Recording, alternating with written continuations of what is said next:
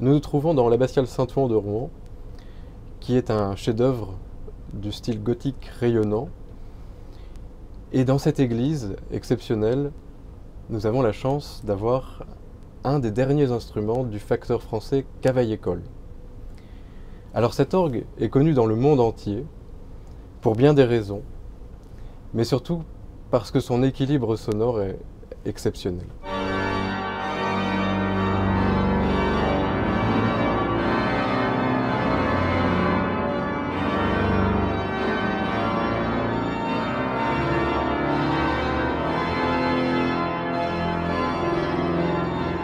Aristide Cavaillé-Coll, en 1890, va reconstruire le grand orgue de l'abbatiale Saint-Ouen.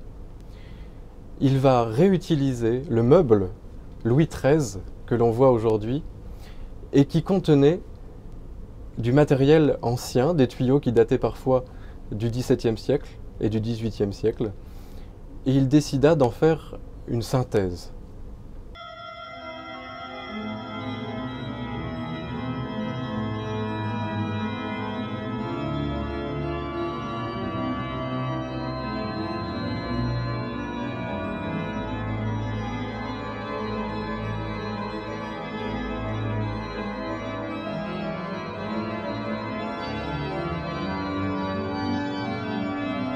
L'idée d'un orgue transportable n'est pas nouvelle puisque lorsque Ctésibios, 3 siècles avant Jésus-Christ, dessine et construit le premier instrument orgue, cet instrument est transportable.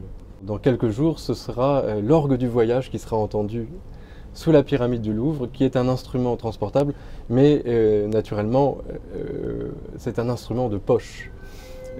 C'est une sorte d'orgue de chambre, d'instrument de chambre. Et le fait de pouvoir le disposer comme on le désire et lui faire prendre la forme que l'on désire dans le lieu que l'on désire rend tout à coup la musique d'orgue et les sonorités de l'orgue accessibles à tous. Et je vous attends tous mardi 17 décembre de 18 h à 23 h sous la pyramide pour célébrer en musique le génie de Léonard.